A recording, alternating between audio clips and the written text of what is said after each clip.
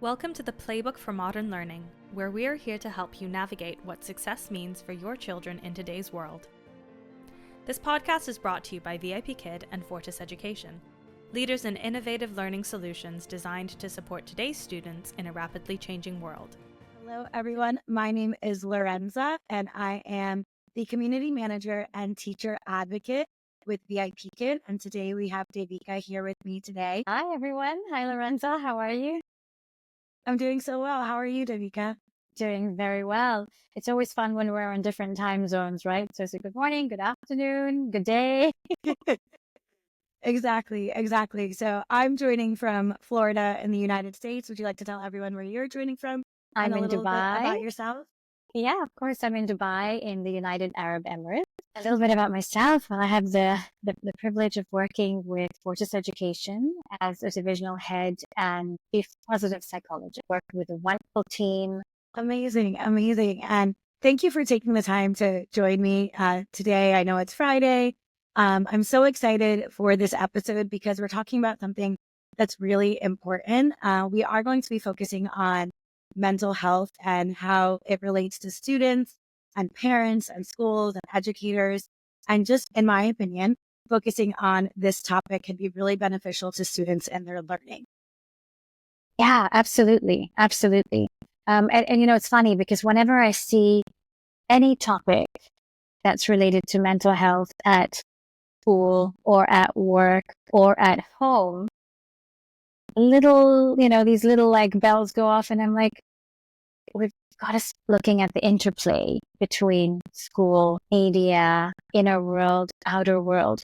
So while we are going to focus a lot more on what's happening within the school building, we're also going to chat a little bit about how these young human beings are kind of floating between a school environment and a home environment. Yeah, and it's so important because they are young human beings. I think sometimes we forget, a kindergartner has only been in this world for 5 years, right?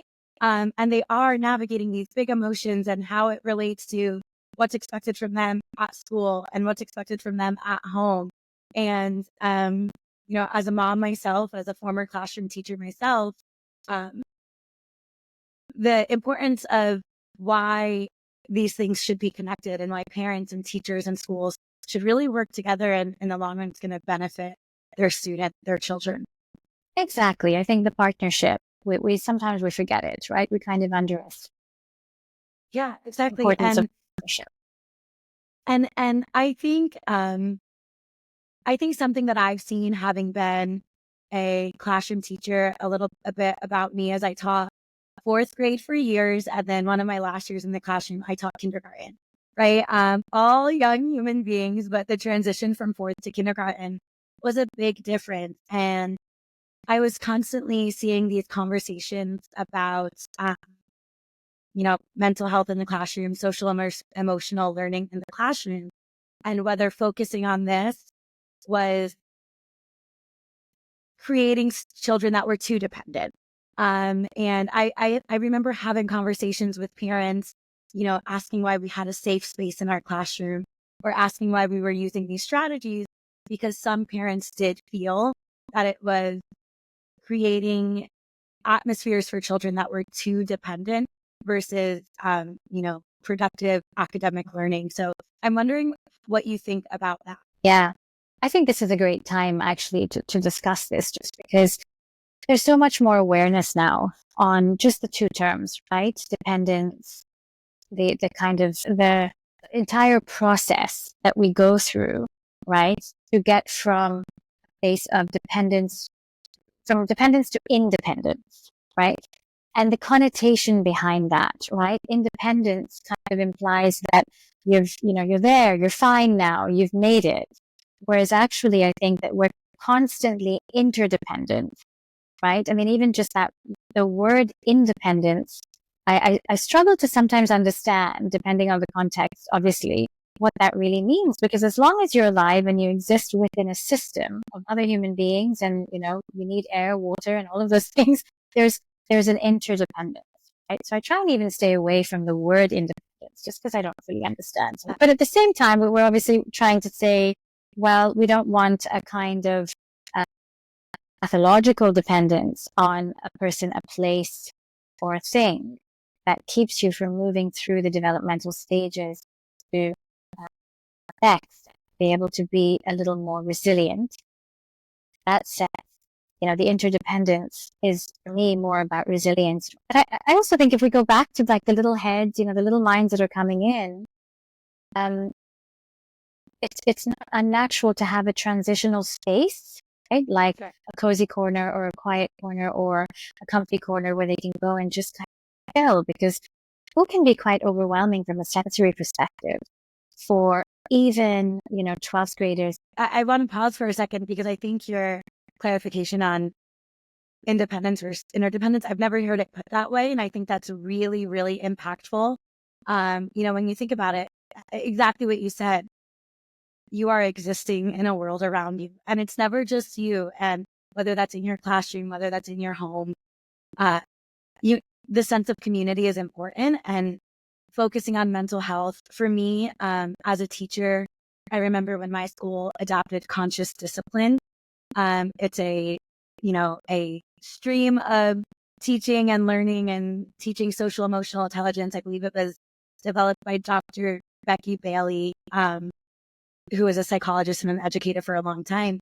But when it was first brought into my school, it wasn't everyone had to adapt, right? The parents, the students, the teachers, and it did take some time. But seeing whether it's the cozy corner and having a kindergartner that's having a hard time coming in and learning how to use this space, first with support, first with maybe me modeling it to them or seeing another student use it, and then seeing a student learn how to use it on their own. Seeing a student recognize, I'm frustrated, I'm struggling with this concept, and maybe I just need a moment. And that's okay. As an adult, as a mom, as an employee, I need moments too, right? There are times where I also need a moment.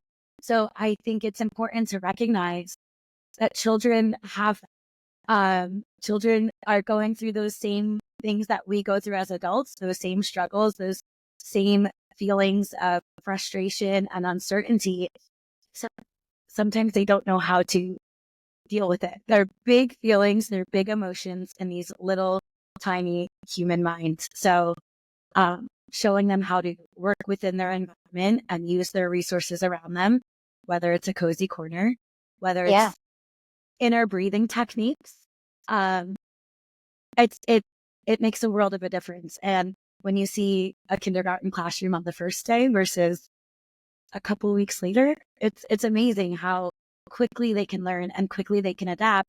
And then taking that, how much quicker, the academic learning can come, right? If when your students are safe and comfortable and confident with each other, with the educator, and with themselves, more learning can happen. And that translates to better relationships, friendships, and all of that can develop once you remove, because that dependence usually stems from a sense of fear, right? The amygdala is just firing away. There's a sense of, how are these people going to be with me? How do I need to be with them? Can I trust, right?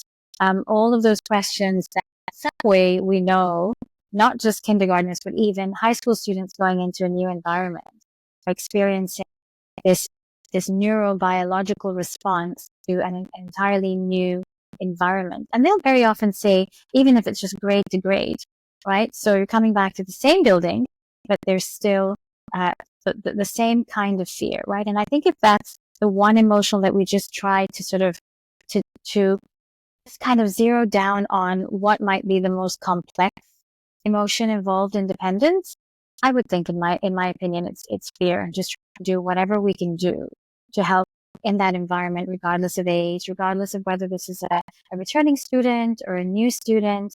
Just sort of say, well, how can I help you and your amygdala with this feeling? Because it's really quite overwhelming. I went to a conference a few months ago, and I thought there'd be about 45 to 50 people, and there ended up being something like 2,500. And I'm, almost 45 years old. For me, I was like, oh my God, I wasn't expecting that. And all of a sudden I felt this, is this anxiety? Is it fear? Like, why am I bothered by the fact that there's so many more people than I expected? And it's exactly that. I don't know what to expect. I expected 45, maybe 50 maximum. And it ended up being, bigger numbers. So little things like that, and just being able to regulate and just kind of self-soothe and go, okay, it's okay. Does it really, in the bigger picture, how is this going to make a difference? And those are the conversations that I think, we really, at least at our schools, we try really hard to encourage those conversations, to say, well, is there anything that you're aware of that's contributing to a feeling of fear or anxiety or stress? You don't have to know what it is right now, and just sit with it, right? It's an I don't know. And that's fine as well, because those can be quite scary as well. I think it's, sometimes it is, and I don't know. And sometimes it's all of those feelings at once. And I remember when I was teaching fourth grade, when we first adopted, really bringing this into our school, we had this class activity where we essentially made like emotion meters where students could like move something on their desk about how they were feeling in that moment. And it was really impactful during new lessons for me, right? When we were learning a new topic and it might be difficult. And I have students that are struggling, when they're able to say, I'm frustrated, I'm angry, I'm sad. And it, we started using it for lessons, but they started coming in that morning and using it just in their morning. And knowing how a student was coming in that morning, because we don't always know what's going on before they come to school. What's going on at home, or what happened on the school bus, what happened on their walk to school. So when a student can come in and just kind of identify how their morning is going, it gives you pause as a teacher to say, okay, what do we need?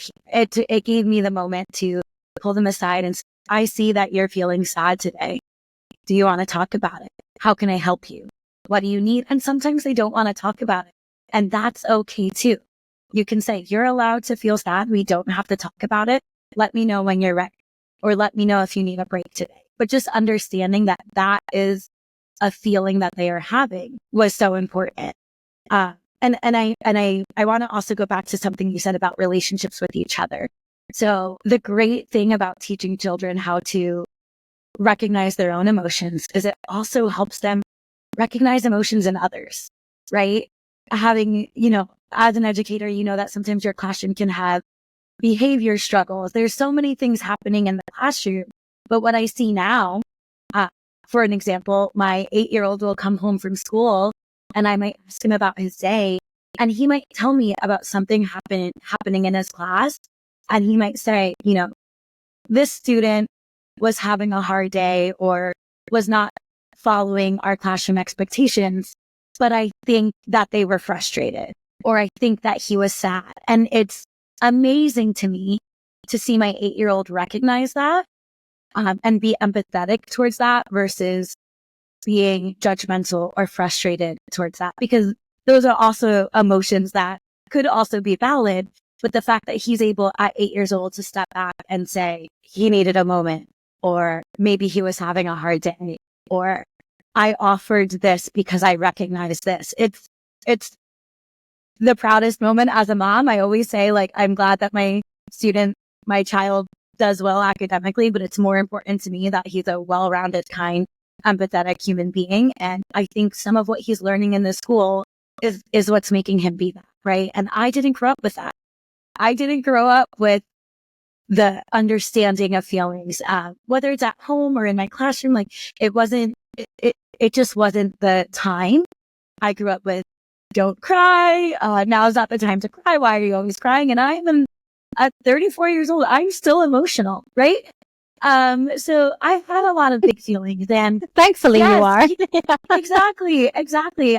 I find myself emotional because I care about so many things. But growing up, that was definitely something that for me was, Lorenza's always crying about something happy or crying about something sad, but still it was never like recognized as something that was normal.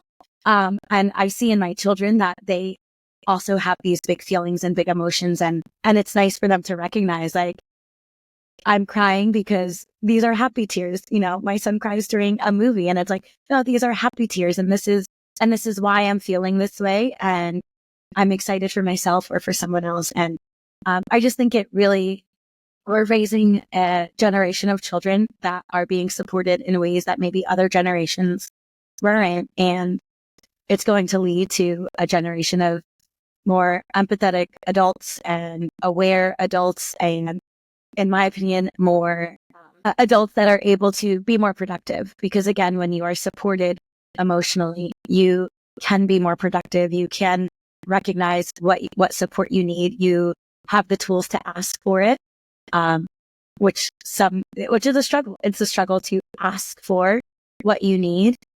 So I think giving children so young these tools to express what they need and express what they're feeling is going to make the world of change as they, grow and get to high school and are feeling these things in new environments. It's interesting to see, and I'm excited to see how it continues to adapt. Absolutely. And I think firstly, you should be very, very proud as a mom, because at 8, to be able to have, the awareness, to be able to express it to you and kind of narrate it to you in that way. And then also to kind of attribute it to something that is neutral in a way. It could be, it's either this or this, but it doesn't matter because it doesn't change who he is. It's just how he's feeling in this moment. Correct. That is a very deep level of understanding emotional processes. So you definitely should be very, very proud of that.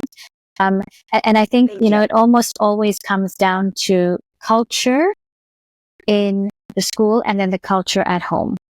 So for us growing up, most of the time, there were people in my life that actually didn't do this, where they were like, you know what, you don't have to forget about everyone else is doing. Forget about this. Let's think about this differently, right? But I know that at the time for us, sort of generationally, it was get on with it. As long as you're okay physically and you're generally okay psychologically and emotionally, we're fine, right? And that's actually one of the reasons why we've adopted a positive education philosophy. So that guides everything. It informs everything. It informs everything from PE to STEAM to music. In fact, Bruno, who actually leads the positive education program, is so passionate about it that we don't have a single teacher begin instruction at school until they've gone through an intensive 3 full day training. It's life-changing. Everybody cries at the end of it or somewhere in the middle of it. Everybody laughs. It's really brilliant program. Everyone is bored, because unless we do that, it doesn't really work if you have little pockets. It has to be widespread. Having said that, we know that was even just one positive role model in your life can make a difference. And sometimes that's a teacher or a parent or an uncle or an aunt or, the librarian. It could be anyone who has an impact and gives you that kind of support. But it's a lot easier to implement, and you get more widespread impact if you have everyone in the building. And then we try to sort of take it out of the building to our parents. Really, the big message is it's all okay. It's okay to be like that, and it's okay to be like that, because those are some of the components of resilience, right? Is sort of cognitive flexibility, being non-judgmental. And then that leads to emotional regulation, right? And that's the kind of situation where you can be in a place where there's stuff happening around you, but you're able to regulate, even if you can't make sense of it in the moment. But in the moment, you're not dysregulated. And if you are, it's not for too long. So when I found out that there were going to be thousands of people at this conference, and it's like, oh, what? Okay. And I had to kind of work on regulating, right, in the moment. So it's not that you don't experience a spike in your emotion, but you can regulate it at some point, reasonably. And those are the kinds of things that lead to feelings of self-efficacy, right? Where I'm confident that if I go here, or here, even if it's tough, at some point, I know that I'll be able to put together or pull together the resources from within to be able to deal with that. And one of the tools that I absolutely love, I use it in clinic and we use it with almost all our students and parents, is VIA. And it's beautiful because it just, psychological reports usually tell us all the stuff that isn't going well, that we need to work on.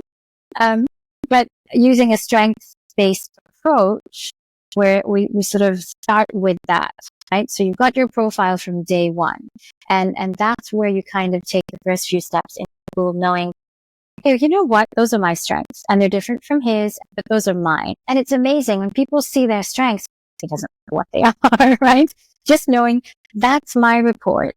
Those are my strengths, at least for right now in my life. And I'm kind of ready now, right? It's like, bring it on. Now I know my strengths. Now I know my superpowers. Bring it on. And I think those are the kinds of conversations that we need to be pushing a lot more, right? We talk about anxiety. We talk about depression. We talk about stress. We talk about, the labels just keep going on and on and on and on. But let's start to shift the conversation to a positive education and a positive psychology perspective where we start to talk about, well, these are my strengths. Right? So humor, curiosity, perseverance, honesty, those are my strengths, at least for right now. And I got a piece of paper to prove it. And now we're going to go from here. So I want to touch on something you said about involving the parents, right? Like the weekly chats. I'm curious if, in your experience, are parents eager to be a part of this discussion? Are they eager to open to learning what's happening at the school? Because as we know, there is a portion of parents that also believe that it's their job to teach social emotional learning and maybe not the school's job. So in your experience, are your parents invested in this topic? And if not, like, how do you navigate that within the school system? Yeah, that's a really good question because we kind of had these, we tried to look for patterns, right? So is there a topic that's more interesting? Is there a timing that works better? Or, because for a while we kind of found that it was the same group of parents coming in again and again and again. And then we understood that there's a variety of factors. It's easier to deny a situation or a problem than it is to start to enter the world of trying to solve it. And so especially if we knew, because we do a lot of well-being checks, so and teachers. So sometimes it means just kind of playing around a little bit with the topic, right? Any guesses what the hot topics are these days? Oh, let's see. What age groups are you mostly working with? I'm sorry, I didn't ask you. Actually, it's probably the same, like all through. And it's technology, right? That's the big one. Well, I know that when we put out, we announced that we're having a talk on technology. Those seats are full, right? Mm-hmm. And sometimes, it's a bit, it's funny because we have a healthy debate even between the parent community. So some are saying, well, we've got to give them as much as we can technology-wise so that they're equipped to deal with the future. You have to keep up, right? And then you've got the other camp that are like, oh no, too much, too soon. I am no tech. We don't even own it. There's no TV. Like we sold everything. Yeah. We're pretending like it doesn't exist, right? Correct. And you just have to understand, what's the story behind that, right? What's feeding into that. I'm low tech. So we do certain things on, using the iPad and technology and things like that. And then there are some things where, I keep trying to explain to the children. I show them little research clips and I'll say, look, it's neuroscience. It's not mama. It's neuroscience. It says, when you write out the answers, they actually stick. But if you type it or you click on, the multiple choice, it doesn't stick. And then you have to keep doing it again and again and again. And I think my 9-year-old is beginning to get it just a teeny bit. But I did have to show him that it was neuroscience and it wasn't me, right? Yeah. So he just had to see that it was, so now I'm starting to create neuroscience for him to like, if I need to make a point, I'm like, okay, let me find something. If I can't find it online, I'm going to make it online. Because that's just, I think that's a parenting. Can you send me the link to your I'll use it too. Exactly. We'll just keep modifying it depending on. Exactly. But it was great because I've been going on and on about red food color for the longest time. And it's finally just 3 days ago, they announced that the FDA banned it. So now I can say whatever I want for the next few weeks. Anything I say is believable. Before that, it was like, oh no. Yeah. And so what's nice about the parent community is that we, they'll come in, we have these conversations. There's usually a presentation and then a conversation, question and I think that's the best part, right? We'll have experts or in-house topics, but then I think the most beneficial part is when everyone is just listening to each other's questions and solutions and things that work. Sure. It could be, this related to sleep or this related to diet or just mood or just all kinds of changes in the family that we just need to get together because it does take a village. And then every now and then we'll have parents that say, you know what, I'd like to present because we learn so much about positive education through the children because they have weekly classes. It's completely embedded in the curriculum. And so the children will end up going back home or they'll say, I have a flourish point. So it's not a house point, it's a flourish point. And then the parents will come and they'll say, I researched that, present at the next Wellness Wednesday. I was so surprised. I mean, I literally had tears in my eyes and I was like, this is a dream.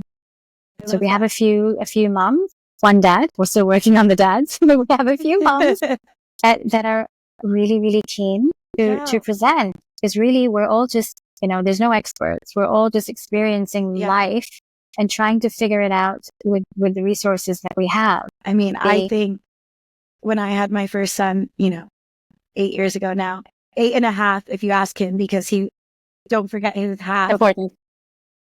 But when I had him 8.5 years ago, right? I didn't know. I mean, I was excited to be a mom and there's instinct, but there is also, you just don't know. And I don't know the mom I'd be without community, without finding an in-person group that I went to every week. And then that in-person group turned into a Facebook group where now I'm posting at 2 a.m. because I have questions about my baby. And then also maybe I just needed support in that moment. So I think what you said about like the parents chatting with each other. Yes. As a capable adult, I can go research. I can go look things up and there's research out there for everything. And it's important and valuable and, it is helpful when I need it. But there's also something about just learning from those around you, from those who have been through it, from those who are going through it at the same time. And I mean, I'm a huge, huge advocate of community because I just think that in every aspect of my life, whether it's motherhood, whether it's when I first started with VIPKid and I became a VIPKid teacher, I joined a Facebook community and I asked questions. And again, sometimes, yes, those things can be found maybe on the VIPKid website, but it's, I never want to think of it as a matter of not being like self-sufficient.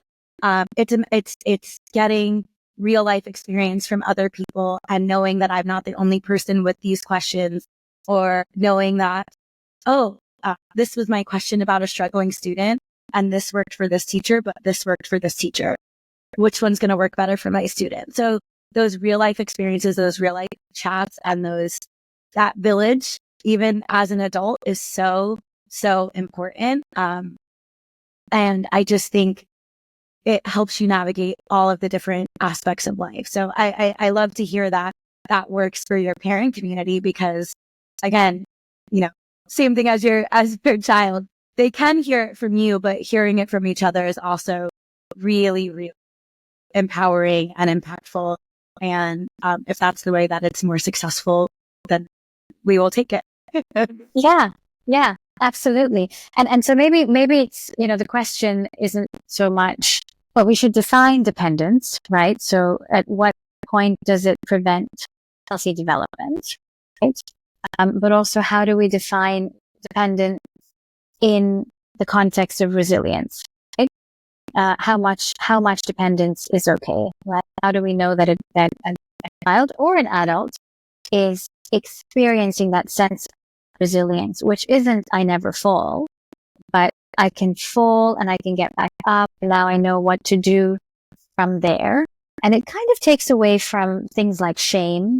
I think as a culture, as a society, as a community, we really, really try very hard to make sure that everything is okay. We even have something called fail day in school. So FAIL, which stands for first attempt in learning. So I love if that. if you haven't failed, that means you're just not trying, right? You're just coasting. And this is not about coasting. This is about growing, and it's about flourishing, and it's about taking measured risks, understanding not just why you failed, but also why did you succeed? Because we never really asked that question, right? Martin Seligman, who's one of the fathers of positive psychology, said, we've studied pathology long enough. Now we know everything that we need to know about, every DSM condition. Sure. And now what makes people happy, keeps them happy. And it's not happyology, but it's the combination of well-being and achievement, because they go hand in hand, right? And that's something that's very important, even in our schools. It's not, I think it's practical to say, well, just be happy even if you did really, really bad on that test. Sure. No, let's sit with your emotion, whatever it is. Because I think that that's unnatural. If you're disappointed, you're disappointed. But let's try and work through up to the point of resilience, where you can analyze a situation and understand your character strengths and what contributed to you doing well or not, so that you can use it the next time around. I think it's just the building blocks, and it's a process that just can't be rushed. I have to kind of manage my own frustrations as a parent sometimes, because I'm like, we already discussed that like 3 weeks ago. Yeah. And I get these little eyes looking back at me, and they're like, 3 weeks is like 21 days. Okay, give me some time here.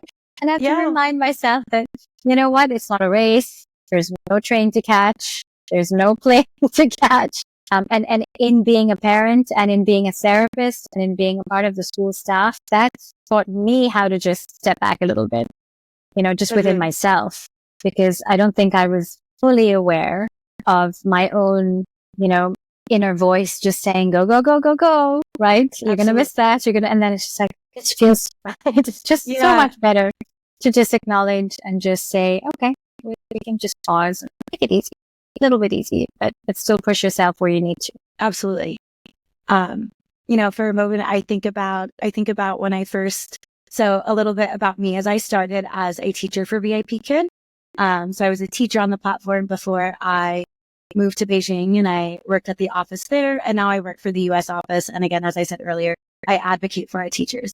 But I did start as a teacher on the platform. And when you're teaching on the VIPKid platform, you're teaching children who are English language learners. They are learning English. Some of them might have some background, and some of them are coming with no English background. And I don't speak Mandarin. It is a full immersion English lesson. And one of the first things I really, really recognized was I needed to connect with them, right? I needed to connect with these children that are joining from their home on the other side of the world, who just got off of school. Maybe they are joining me at 6 p.m. or 4 p.m. I am logging in on my side of the world at 4 a.m. They don't know me. They've never met me in person, and I'm speaking a language they've never heard. How do you get them to want to sit with you for 25 minutes? Not even the language portion. How do you get them to even want to be with you? Right. And it was hard at first, but once I, figured out my own personal ways to connect, it ended up being that trial lessons became my favorite. It became my favorite to meet a new student and notice something around them, or notice what they were wearing, or notice what toy they were playing with, instead of, focusing on the lesson and using that to build that connection. And then slowly, as you're building the connection, you find a way to praise them for what they're doing right. Even if they're not doing what you need them to be doing in that moment, you praise them for what they're doing right, whether it's interacting with the screen, whether it's doing a movement for a motion, like, right, jump or fly. And then eventually, when they're doing those things, you get them to talk. And you get them to talk. And when they're comfortable with you, they're comfortable making that mistake. But that's the thing you have to recognize first, is they're not talking because there's a sense of fear. right? We go back to that sense of fear. Not only are you a new person, they don't know you, but this language is new and big and scary.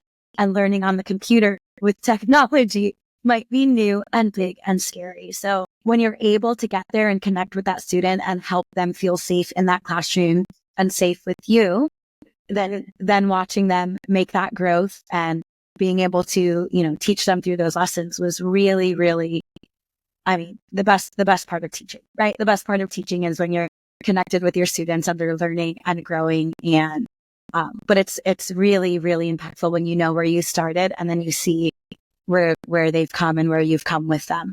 So, just my favorite memories of those initial trial students, those 4-year-olds, and really being able to get them talking. Right. And that's what some of the research on resilience actually shows, right? Is that if there's no trust in another person or in the world, then it's just, you can say whatever you want. You can tell as many stories as you want. But if there's no sense of connection and trust, then that's the wall, and the wall comes up. But this reminds me of one of my favorite books, Carl Honoré, In Praise of Illness. Okay. And I just loved it because it just kind of takes away from this need to just rush. Some things, there are emergencies and there's timelines and you have to work on that. But at the same time, if everything is in that box, then we're just, we've got cortisol pumping out of our system and it's impossible to think clearly. And then we wonder why things are going wrong. So there's the urgent box. And I always say, let's try and make sure the urgent box is smaller than the other things box, right? And if everything is urgent, then you don't have time to sit and connect with your students who's scared or unsure or just is wondering, why do I even need to do this? Like, life is okay, right? It's relevant to the classroom, right? Every student, but I also think about new students that come in halfway through the year, students that come in as English language learners to a new environment in person. You have to make that connection. And something you said earlier, I'm interested, we might be able to tell if we go back and watch, because I did start to get emotional as I do. You mentioned that it's great when everyone's on board, but sometimes you just need one person, right? Sometimes you just need one person to be that role model. And I got emotional as you said that, because I did mention while we were talking that I did not grow up with this emotional support, but my 7th grade language arts teacher changed my life, right? She made a world of difference at a time where being a, preteen girl can be very difficult. And I am 34 years old and I still keep in touch with her. Right. And she might be part of the reason that I became a teacher. And it's my hope that to be that for someone, for a student, right? That is I think of why I became a teacher. And she lives in Arizona now. I've been to Arizona. I've visited her and her daughter. Her daughter's now a teacher. And my youngest name is Phoenix and she lives near Phoenix, Arizona. So we talk about now we will go, and he's so excited to see Phoenix because everything will have his name all over it. Yes. But I think about what a different place I could have been if I didn't have that one supportive person. And it was a teacher. It was a teacher who recognized that on some lunch breaks, I needed to stay in her classroom. It was a teacher who recognized that, some of what I was writing maybe had a deeper meaning than just the assignment. It was a teacher who was very intentional. And again, we're over 20 years later and my birthday was 2 days ago and she called me on my birthday, right? It's just, not every connection turns to that. But even if we still didn't have that connection where we stay in touch this amount of time later, what she did for me in that time when I was in her classroom would still be making an impact on me today, right? As a teacher, that's just what I hope, right? And it makes me emotional to this day because I'm very grateful. That's beautiful. That's a really beautiful story, Lorenza. And I know from some of the research and the people that I've spoken to that just as you benefited from being on the receiving end of that, you benefited from being on the giving end of that. Because it's just as important and joyful to give as it is to receive. Absolutely. I know I can sit here and talk about this for so much longer because, again, it's so important and so impactful for, it's just an important conversation. So I'm really, really grateful for us to be able to do this today. Your insight is so important and so valuable. So thank you for your time today. I've enjoyed this conversation. I've learned I have to go look up some books on my end, but really, I'm really grateful for this conversation today. Absolutely, my pleasure. And let's plan part 2 soon because we can continue this and talk longer. Thank you so much. Thank you for listening. For more information, please visit www.vipkid.com and www.fortiseducation.com.